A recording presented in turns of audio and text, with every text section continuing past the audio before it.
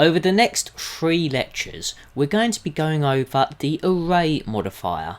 We're going to be using the array modifier to create a series of duplicates using the Blender world as a reference point. There are 3 types of offset when using the array modifier, and each lecture is going to cover one of each offset. We're going to be looking at relative, constant, and object offset. So for this lecture, we're going to start with relative offset. So let's have a look at this in Blender. So unlike most other modifiers, you don't need to be in edit mode to make the most of the array modifier. This is an object mode based modifier. What I mean by that, guys, is most modifiers affect the geometry of your object. For example, subdivision surface will make your geometry much more in depth when in edit mode, changing its shape. The array modifier is an object based modifier. This means that we don't need to be in edit mode to have any specific impacts on our modifier. So let's have a look at what this looks like. I'm going to open up the properties panel and click on the modifiers tab. I'm going to click add modifier, and you will find array at the top of the generate section. So one click, and the first thing we notice as soon as we click is that our cube seems to have doubled in size. But it hasn't doubled in size. All that's happened is that Blender has now created a duplicate of the original cube, but it has been placed right next to our original cube. So let's look at what we can do with relative offset. First of all, we've obviously got our apply and copy buttons. We have fixed count, which we're not going to worry about. The count value, if we increase it, this increases the number of arrays, so it increases the number of duplicates that you make. We'll go back down to 2. So this doesn't really look like duplicates, this just looks like one rectangular object. In order to separate these two, I'm going to have to increase one of my relative offset values. Now at the moment we've got X, Y and Z. X is a value of 1, Y is a value of 0, Z is a value of 0. So let's see what happens if we transform the X value to 2. And we can see straight away that our cubes have now separated. So what do we mean, very important point, what do we mean by relative offset? Well, let's see what happens if we increase this number by 2.5. Very interesting. We're going to look at this from the top down view, so I want you to keep an eye on the Blender grids. So that's currently 2.5. We've got 1, 2, 3. Let's go for 3. Very interesting. We've now got 1, 2, 3, 4. We'll go to 3.5.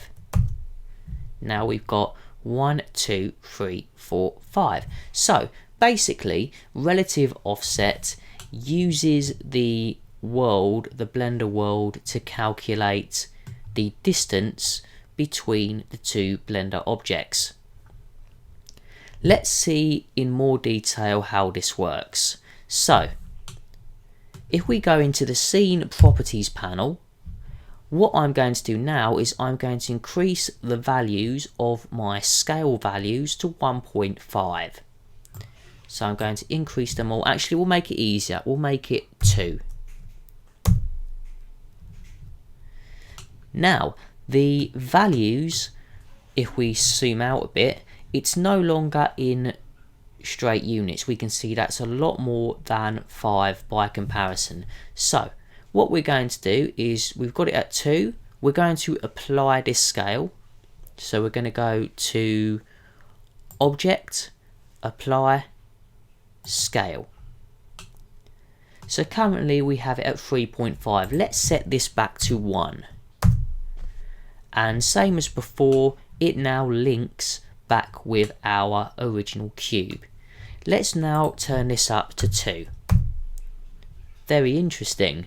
So, the way that this basically works is that if we have a look at this from top-down view, a little bit difficult to see there, so I'm going to narrow the angle, and we can just about see, I'm just going to get this a bit better view, we can see that the width of the cube is 1, 2, 3, 4 Blender units.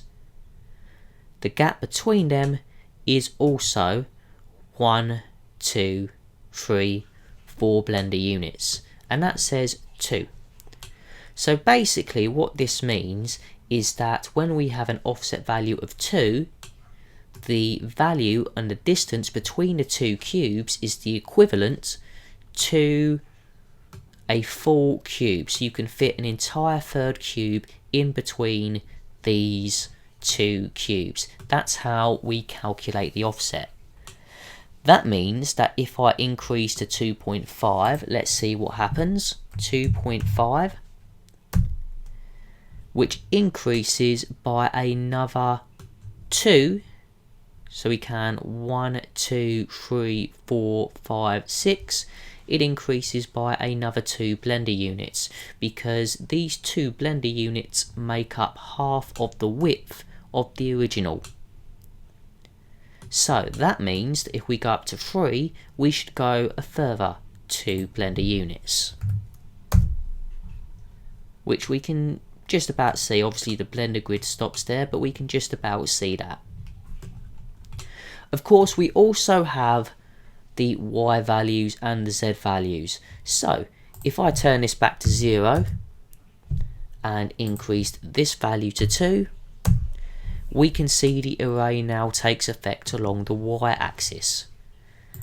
We can also do this along the Z axis. There we go.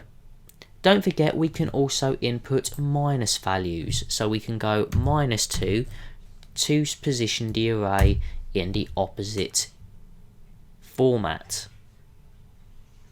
In addition to this, we can also set values to more than one of the axes. So I can position this at 2, and I can position the x-axis at 1. And there we go.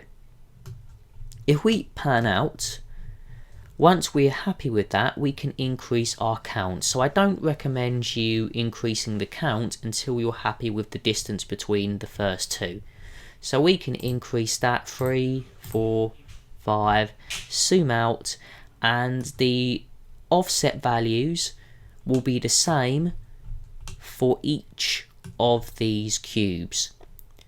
So the value is related to the previous cube, not just the original. So to summarize, this cube's positioning is determined by these values, 1, 2, 3, and the original cube.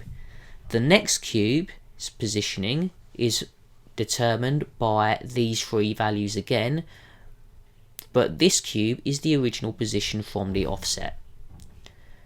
So there you go. That was the relative offset in the array modifier. Thanks guys, hope to see you in the next lecture for constant offset.